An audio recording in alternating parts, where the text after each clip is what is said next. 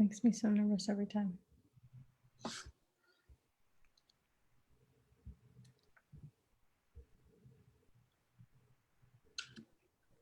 Pull it up. All right, so I'm just. I'll be right back now.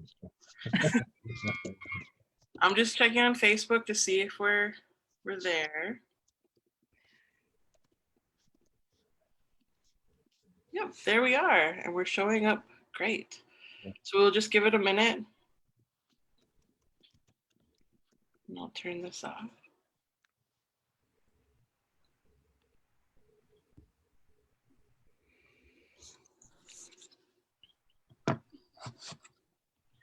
Hey everyone, thank you for joining us Facebook Live again with Advanced Native Political Leadership. I'm joined this week with two of our co-founders, Anathea Chino and Kevin Killer. We'll be talking about the importance of this election, as well as things we got to look forward to, right? But let's talk about some of the work that's getting done. Anathea is our Executive Director for Advanced Native Political Leadership, and Kevin Killer is a former state representative and senator from South Dakota and currently running for president down on his tribe. But I'll let them both introduce themselves first. Anathea, you want to go first? Sure, thank you, Prairie Rose. Gawatsi Helpa. Hi, everyone. I'm Anathea Chino. I'm from Acoma Pueblo. As Prairie Rose mentioned, I'm one of the co-founders and the executive director of Advanced Native Political Leadership. I've been in politics for about the last 15, 20 years.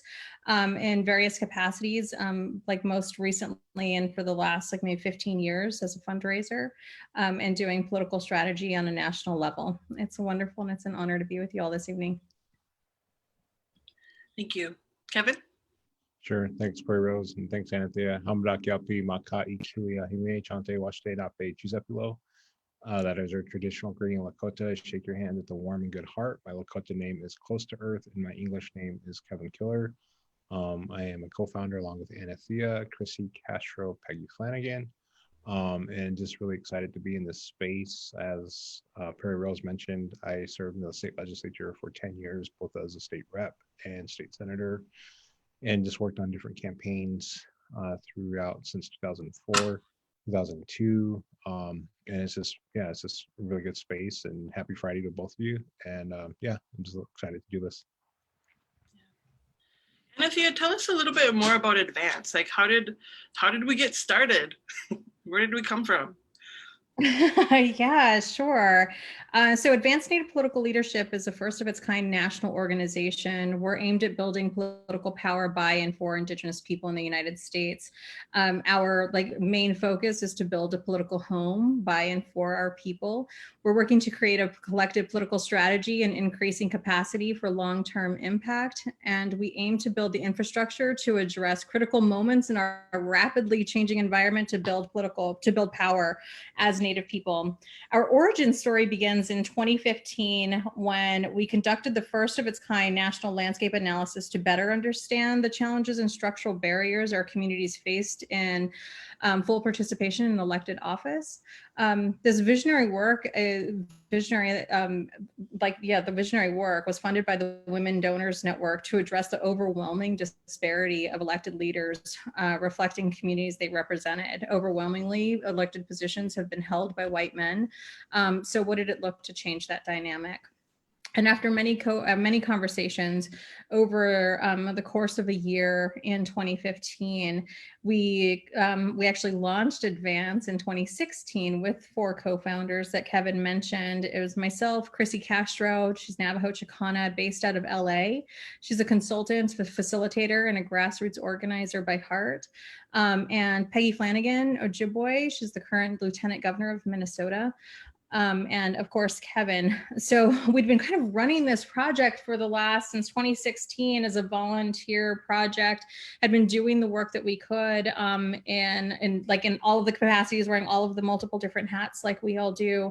And in 2020, we have raised enough funds and we're able to after all of the conversations and working to build up some trust in launching this first program, we actually have staff. So of course, Prairie Prairie Rose. You're on staff as our program manager and leading all of the programmatic work for the organization.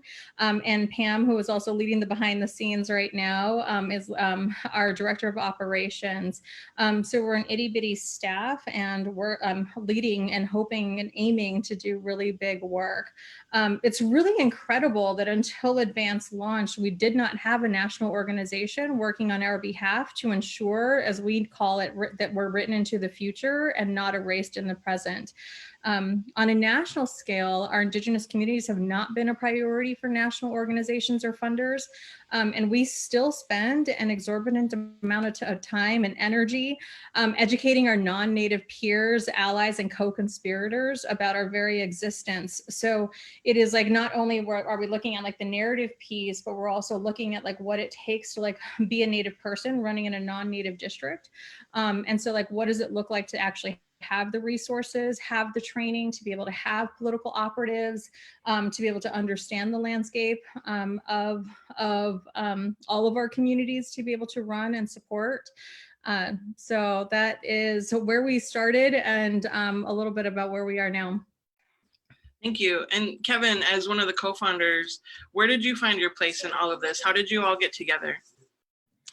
Yeah, I mean, we actually met through, it's called this amazing group, amazing organization called Ambassadors for American Indian Opportunity, AIO.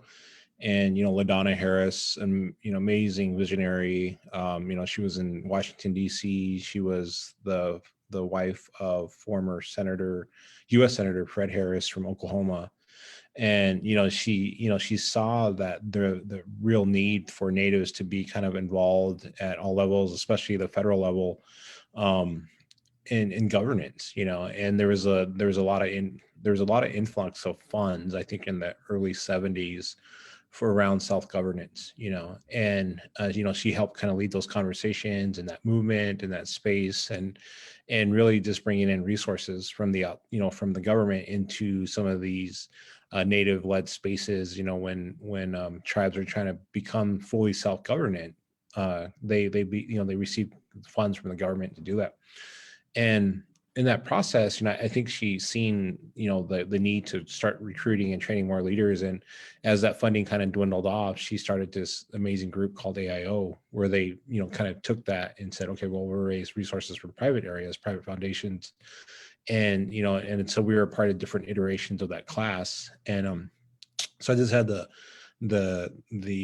chance to visit with Anathea and also Chrissy, and I knew Anathea a little bit from political work before that, and just really, you know, just following them, you know, being fans of their own work, and just seeing that, okay, well, this is a strong need that we had, because I think with Peggy Flanagan, and she kind of helped gel us all together, and she started this program through Wellstone Action, where was a Native kind of version of this. And, you know, she kind of brought us all together, similar to the Avengers, you know, where they all come together and stuff. And, you know, and unfortunately, you know, we didn't have, you know, the tools in place, you know, to kind of sustain that, but we still kept that vision in heart, because we knew, just as people on the ground, people involved with elections, people that cared about our communities, that we needed to keep this going, you know. So I was really excited to see that Anathea kind of worked on this as one of her projects through AIO,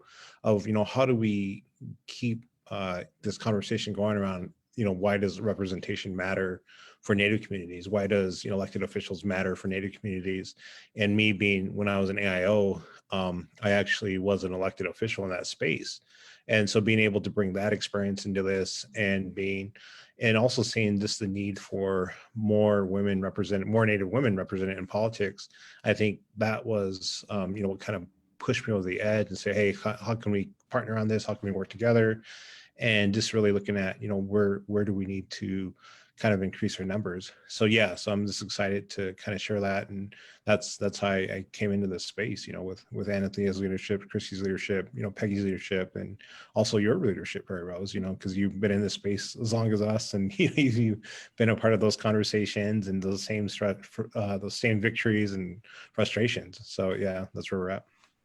I think you both get to this piece where we talk about the political landscape and our role in deepening the bench.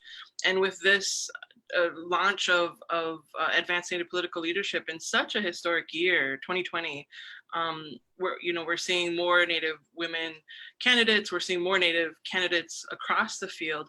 But what are some of the issues that you're seeing come out from this 2020 election, moving forward? It's especially when we're looking at years-long strategy in engaging Native leaders, Native organizers, Native community members, and building that bench and deepening that bench so that there are more Native candidates running in the future. It's really interesting. I think I often think about how stark it was as the pandemic was growing and deeply impacting Indian country. Just how obvious it was where lack of infrastructure that had been an issue for decades prior was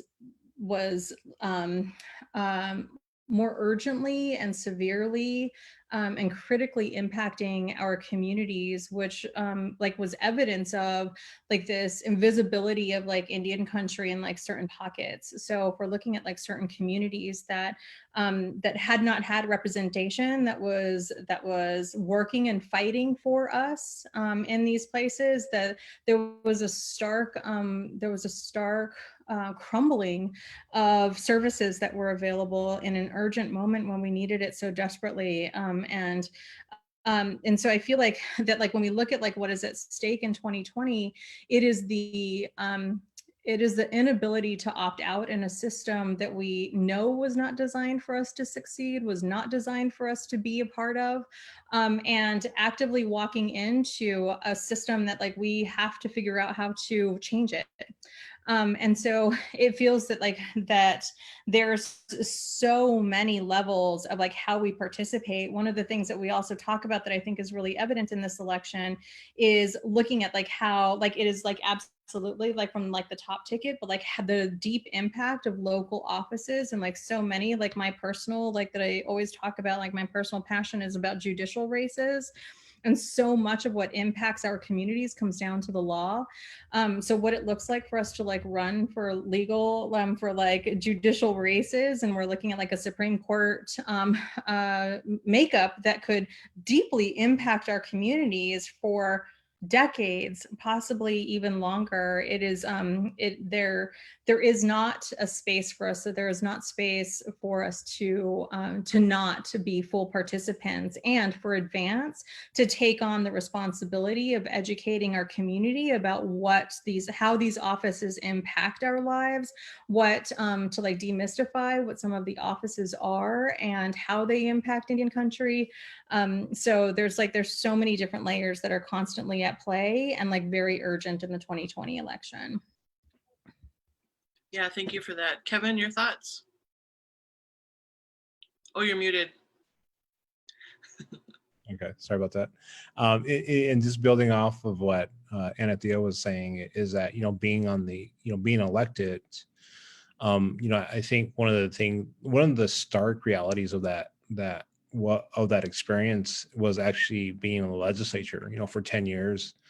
And, with the firsthand experience that, I went into the legislature as a firm believer with term limits, and I left the legislature not believing in term limits. And I say that because, I specifically think of Native issues, and, in South Dakota, it's a citizens legislature. The terms are 2 years for both senators and representatives. But, you're basically counting on these people that get elected to know Native issues, Native law, have experience with Native communities, Native tribes in South Dakota. But in some cases, some legislators have never even been to reservations, in South Dakota. And it's a big state, granted, some people on reservations have never been to their cities either. But it just really shows you that, and then once you actually begin to work with some of these legislators for 2 years, 4 years, 6 years, and then they either don't run again for whatever reason, they lose their election, you have to re-educate a whole nother group of legislators. And then you think about the incoming terms, if a whole legislative class sticks together for 8 years, of, everything that's lost in 8 years, where you have to come back, re-educate again. And really it shows, the problem with term limits of like trying to push issues that people don't know a lot about. And so I think this coming from that experience, it's really valuable to know that, but also shows why we need to kind of begin to elect our own people from our own communities, because they're the best representatives and the best voices of these issues, and they know them firsthand. And just understanding that, we bring a unique perspective to this body that doesn't, usually share some of the needs. And I think that's something that we need to kind of keep pushing that, especially at every level, because, the other thing that I've seen over the past 10 years, and I was lucky enough to serve with 2 different presidential administrations.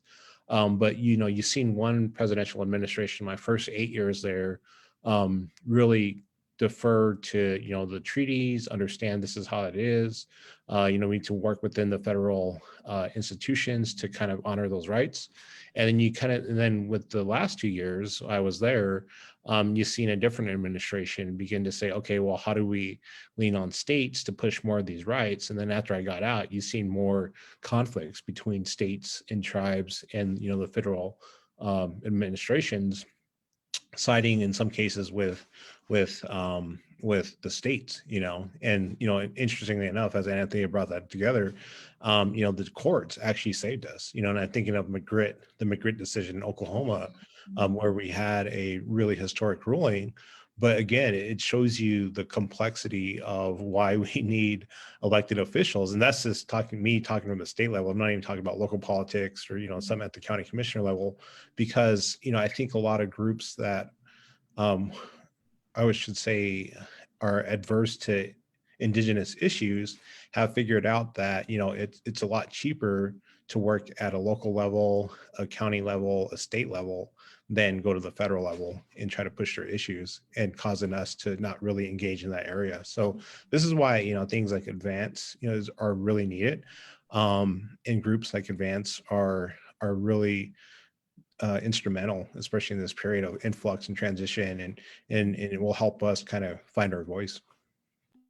I also think that there's like, thank you, Kevin. I think of like you offering your experience like leads me to like think about all of the ways that there's so many of us that came like through either Americans for Indian Opportunity, through Peggy's Native American Leadership Program, with like currently, which was then Wellstone Action, which is where we met Prairie Rose, and also thinking of like the other folks who have been leading this work for a very long time are all still in this work. So you have like Teresa Sheldon and Laura Harris and other people who are doing the work and kind of like taking a piece that like means that like we're all like working and trying really hard and diligently and intentionally to like work in partnership with each other. So we're looking at like organizations like Illuminative addressing culture shift and narrative shift, which is so important. And part of the work that we did in the landscape analysis was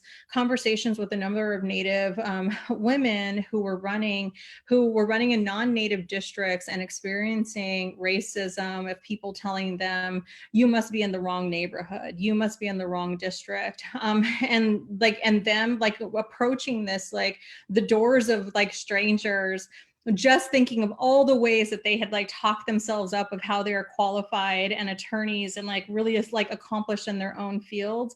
And when somebody opened the door, they are like minimized to all of these like isms that we face all of the time. And so looking at like organizations like Illuminative and talking about what like all of the vastness of how we can be Indigenous and like Native in the world, and be capable elected officials in the space is like something that is really like deeply important to the work that we're doing with it, with Advance.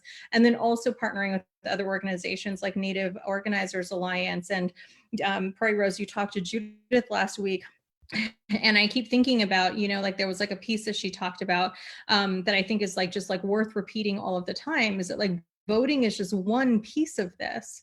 Is that like, and I think like what Indian country is like so tired of are these elections and campaigns that come in only during during campaign season. And so like what we're aiming to do is like be like a place where we can go to and people can come to for advice, for better understanding what the political landscape looks like, what elected offices look like, how to get involved, how they're run, to better understand eventually like issues is like something that's really important to us, and how like I mentioned earlier about how they impact our lives. But it is like in every single day, all in like in all of the communities, versus just being rooted in like a transactional relationship. Right. If we have more Native people, and even just lived experiences from other demographics that are not a part of this, hetero patriarchy, system of white supremacy that has left us with an education system that's kind of failing all of us. I mean, we shouldn't have to do Indian 101 with every elected leader. That should be something that we're teaching in school, and that civics education about our participation, as well as these elected offices and those roles, how they serve us in our communities, not just tribal communities. I think this is good for anybody to know, what does a county commissioner do for us? What does a governor do for us? What does a public service commissioner do for us? And if we're on tribal lands, better knowing that as well, right? So it shouldn't have to be so complicated. And I feel like the issues that you're both bringing up speaks to both the need of why we need more Native candidates in every level of elected office, but also how things will change once we have more Native leaders and in our lived experiences in these positions of power. And speaking to that power, we're all paying attention to the Native vote across the country and the swing states. How are you seeing this play out differently than other elections, or are you seeing things play out differently from other elections? And what are you seeing as opportunities? I think like the biggest way that I'm seeing it, like in conversations that we're having, is like a brainstorm around like how we do GOTV. And like previously GOTV looked like big gatherings with a lot of food, and it was a community space that we used to like bring people together. And now I feel like I think like just like overwhelmingly our communities feel very protective of each other. So what does it look like to do this differently? Which is like how we like came up with, I've decided to do kind of like an election safety kit to like make sure that if you are going to go in person to vote in person, then you are staying safe. And so consistently having that as a reminder. I also think like the thing that like I also see, and this is like based off of like speaking of Illuminative, like the Native Future Survey, that like kind of like preliminary like responses from that tell us that in Indian country, overwhelmingly, we're most concerned about our mental health. And so like the impact of the pandemic and a number of other things stemming from all times past impacts Indian country deeply, and does not go away past the election. So this year I'm seeing a number of different young like engagement and like multimedia, like the social movement on social platforms is really incredible. Some really beautiful videos coming out of new all Native designers and like firms. There's a number of different for us by us, which feels like really comforting when we see leaders like Representative Davids and Representative Holland, looking at like we see ourselves in these spaces. Is that like it had always been aspirational, and it always felt like we were never getting there. And like we have some very vocal and visual reminders that they are just the beginning. And so I feel like that and we're having conversations like this, and like all over, there are Facebook Live conversations, there's like panels coming together, there's an intentional movement towards like making sure that we are either addressing issues that we're hearing, like when we're having conversations every single day, and making sure that we are in all of the places that we know our community to be. So it is engaging in our community, either if it's like a private group, I know there's one for Acoma, what it looks like to constantly be talking about voting there and the importance of it there, and then also using platforms like Instagram and Facebook to reach our people, which I think like feels, at least in this election, it feels more visual. It feels like it's all over the place. It feels positive, and it feels very like we're grounded in wanting to be represented and wanting to ensure that we are very visible and in our numbers. Yeah, thank you for that, Kevin. And I think too, part of that, you're like where we've always had an impact, and you can see it immediately is on Senate races. And we have a really good, we have a high native urban population in Colorado where there's a Senate race. We have a high native population in Arizona where there's a Senate race. We have a high native population in Montana, where there's a high population, and then also one in Michigan. And those 4 states can help appoint Supreme Court justices, and I think that's one thing that kind of gets left out of the conversation, especially when you have like such a historic election as 2020, and understanding about where we're coming from and why, we need to kind of, spread ourselves into all these different areas, because, our policies matter, our communities matter, and they're all impacted at every single level, at the Supreme Court, where a lot of our issues end up for Native communities, within the US Senate, where we have to go for appropriations and also laws. And then, always have that relationship with the presidency. And so this, it's a really unique time. And as Anathea said, is that, we have all these venues to kind of share our vision and what we care about and our issues. And I think we also have a unique interest. And I've seen you, Prairie Rose, do this in a good way of working with celebrities. Celebrities are beginning to pay attention to Native communities, and building those relationships from Standing Rock, from different venues, from different avenues of how do we kind of magnify that into what they care about, because they're beginning to understand that if they care about the environment, we care about the environment, then we're better working together than apart or in silos. And so it's just a really unique time and unique space. And when I think we both started, well, all of us, I think when we both started this, we couldn't imagine we'd be talking about this in 2020 about, about, hey, we're working this celebrity and we're working with this person, right? We were basically knocking on doors, getting bit by dogs, getting yelled at, getting, all this kind of crazy stuff that we could go over. But it's crazy to kind of see this and be a part of it and grow up in it, so it is exciting to see, but at the same time, we're, our rights are on the line, and, so it's just a unique time. So.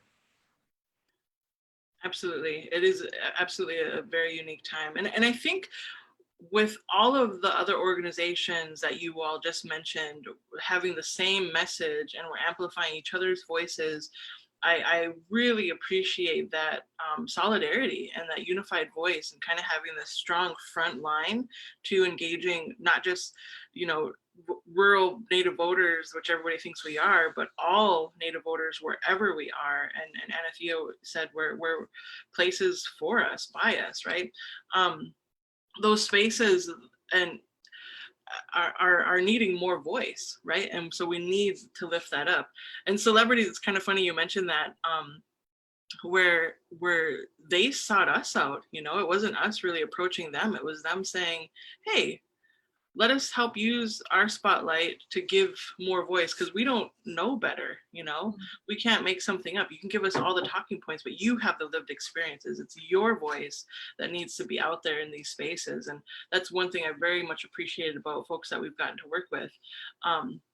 But speaking to the Native vote, and historically, one of you had said that it's the only time they come around is when they need our vote, candidates, and during the election cycle, kind of this parachute approach to voter engagement. And you both have been speaking this as well, is the need for visibility of us more than as just voters, right? As elected leaders, as strategists, as organizers. I think that's incredibly important to see our candidates, but it's also very important to see those of us who've been behind the scenes, which is kind of new for me with Advance, right? Like I've been behind the scenes so long, and now I'm kind of out front, and I was like, this is a weird place for me to be in, is another voice. But we want more of us to come forward and saying, we've been doing this work for a long time. And I'm very proud of Advance for lifting all of these voices up.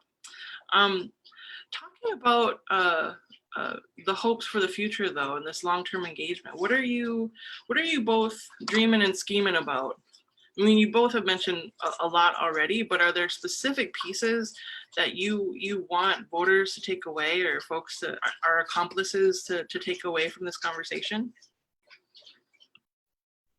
I think the thing that I think about often is I remember when we were doing the first Native Power Building Summit in 2018, and we all came together in Albuquerque. And prior to that, Kevin, you'll remember this conversation, that one of our advisors is Jessica Bird, who was just like a brilliant leader in our movement, and we were talking about like wanting to do something in advance of the 2018 election. She encouraged us to bring our community together, and we felt very intimidated by it, and like our advisory team said that it was too close to the election and like we shouldn't do it, and we decided to move forward with it anyway. And like essentially what Jessica told us is to like love up on our people and like make sure that like we knew that there's like a place, like a strong, comfortable, powerful place that is advocating for us, and we are all a part of this and all have a role in this.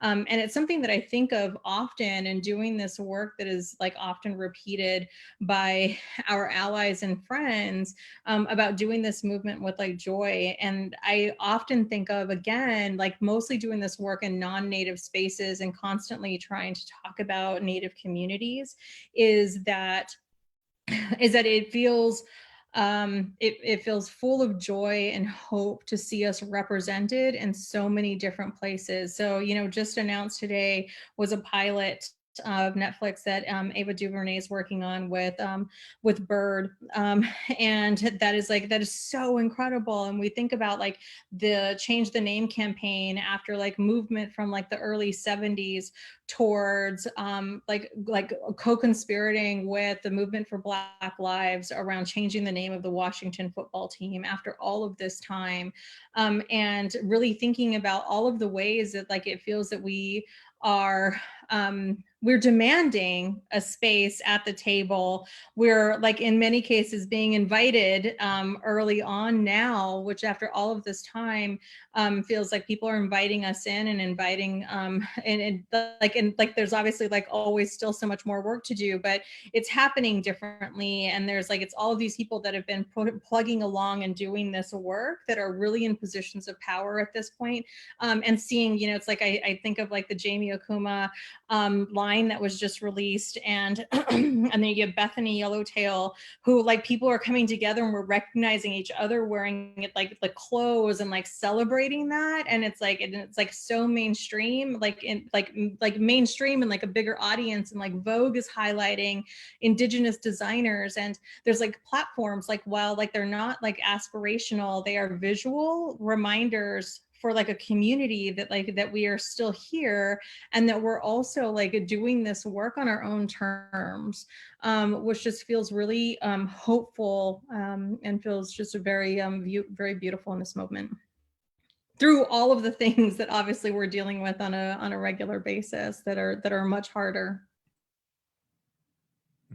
And I think one of the things that gives me a lot of hope is this saying, like stepping back, thinking about it and seeing where we're at, from, we started, I started knocking on doors, I think where a lot of organizers start, and then to seeing where we're having this conversation right now, like 16 years later, and understanding that, things take time if you stick with it and commit to it, and granted, it is a lot of sacrifice on our own parts. And I ended up running for office at 29, and, seeing that same kind of thing repeat in a state like Kansas, where there was just a young woman elected, And she's going to be the youngest Native person or youngest woman ever elected in Kansas, I think. But just just to have to be the youngest at anything, is amazing, and I hold that title in South Dakota,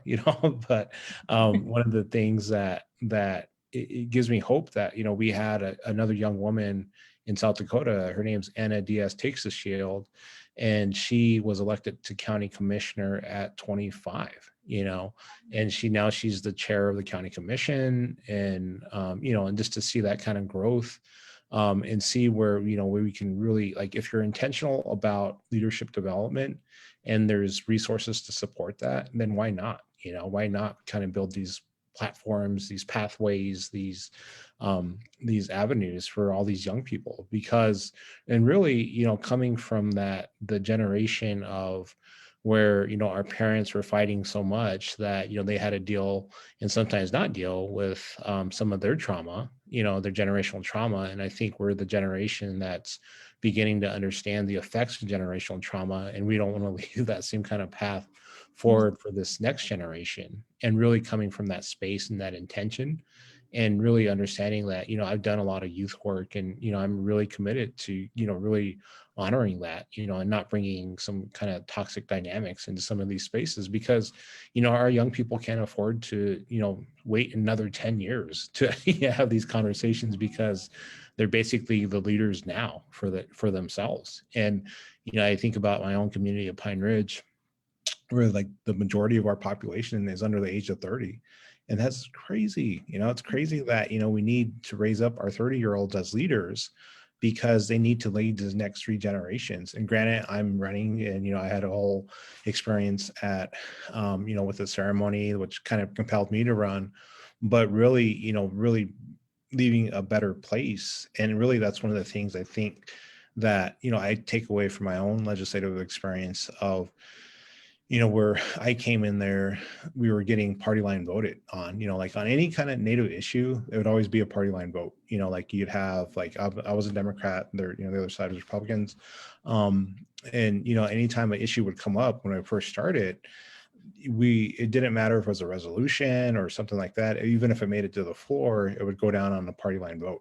It didn't matter what it was. And then to go that, like, fast forward 10 years later, where we had a lieutenant governor who would speak to us in Lakota, introduce us in Lakota and stuff, who was not Native, who was Republican, shows that how you can kind of transition and flip things. And, but there also has to be an intentional commitment and plan and all that kind of stuff. But again, being intentional about coming into a space and leading better than you found it. And I think that's kind of an adage for a lot of our communities, is coming into these political spaces because they need to learn our values, because, we led a certain way. And we're going to leave these places better spaces, if we get the chance to lead. And I think that's what we're fighting for. And that's kind of where we're coming from, because we just been gone through so much in the last 15 years as my, as an organizer. And I know Anathea has, I know Chrissy has, I know Peggy has, I know Prairie Rose has, so that's kind of where we're coming from. Yeah, I'm so glad you mentioned that, Kevin, because I feel like I was a slow learner, like demystifying and connecting the dots to, like, what, these people make decisions about my life in this way? Like, it took me like that lived experience to realize how electoral politics affects my life personally. Mm-hmm. And I chose to run for office as well, and got met at the doors with what you were talking about, Anathea, people saying, I didn't know you could run for office, right? And you look too young to run for office. Thank you, I do.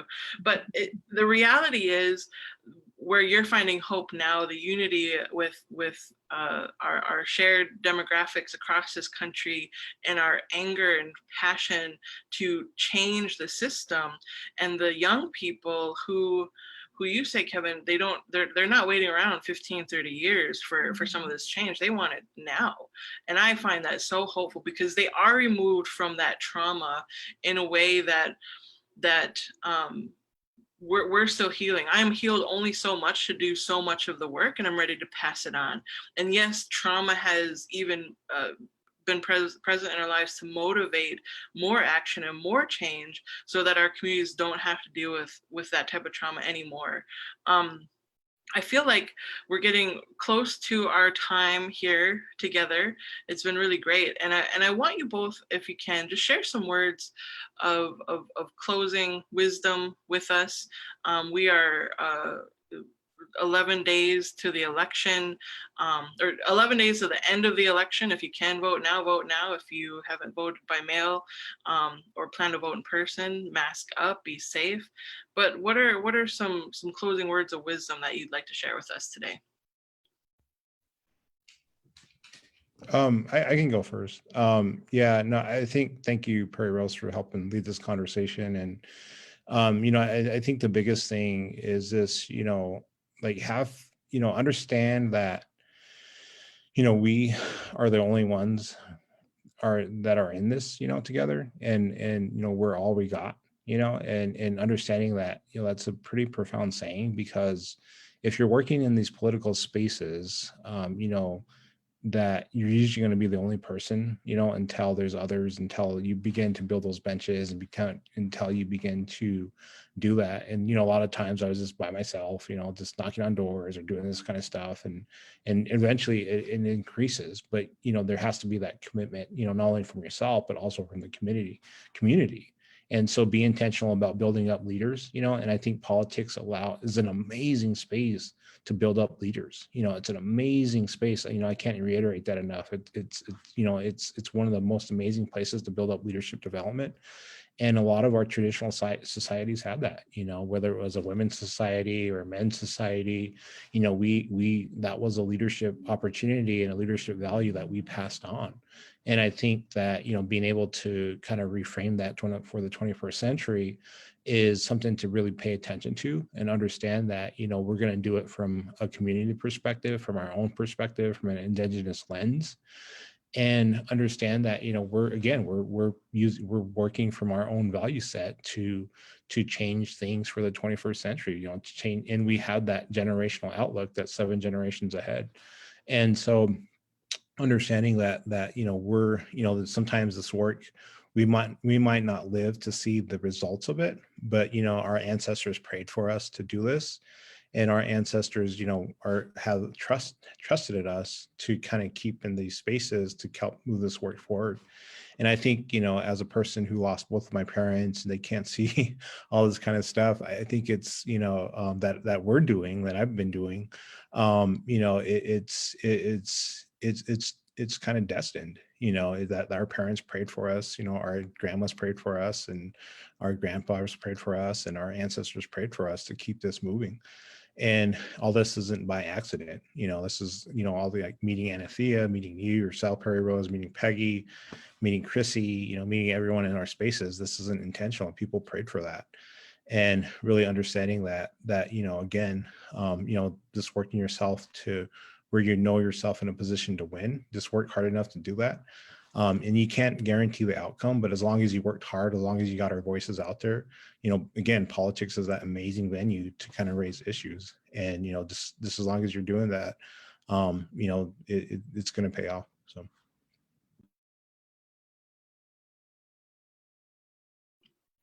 Thank you for that. Anathea?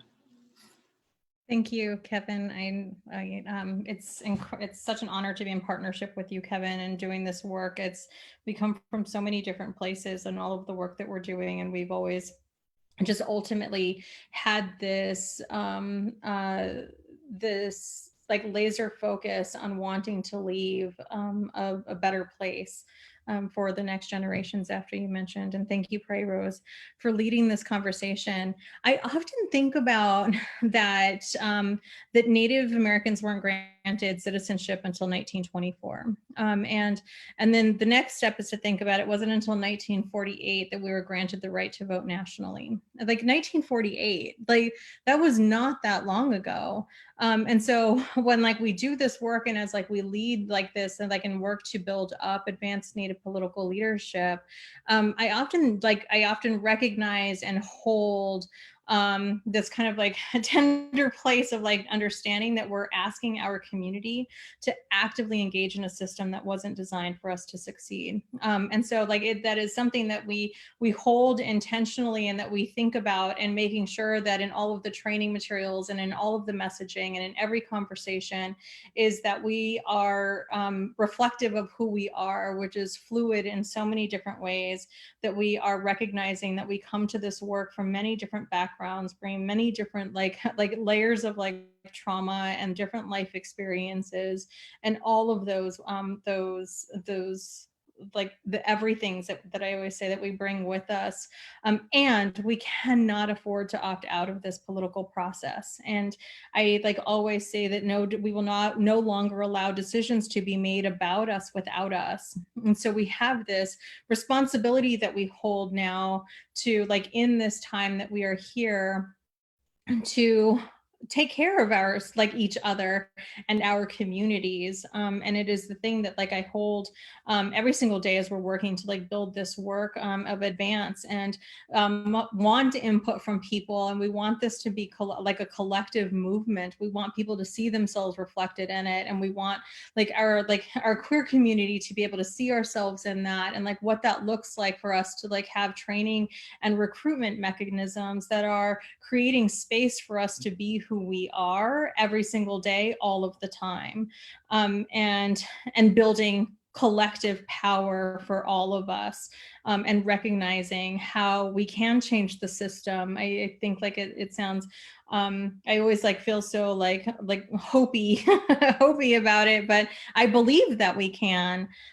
So I'm deeply excited about this work. I know that it is like a critical moment, and we are doing all of the things that we can to reach out to all of our relatives. And we encourage everybody to ask questions, ask us questions, reach out to Advance. We'll have like a newly designed website shortly. Right now you can see our landscape analysis that's available on the website for Advanced Native Political Leadership.